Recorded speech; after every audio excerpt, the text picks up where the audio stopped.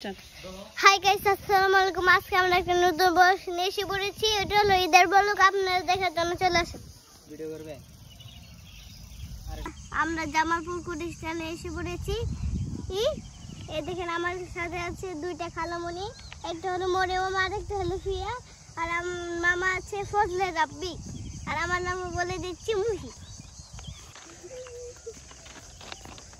আমরা এইভাবে রেল লাইনে উঠে হাঁটছি, আপনারা দেখুন।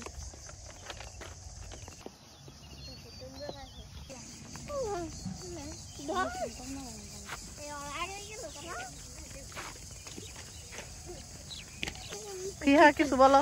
কি বলবো আমি? বলো কিছু বলো। বই পেয়ে লিখি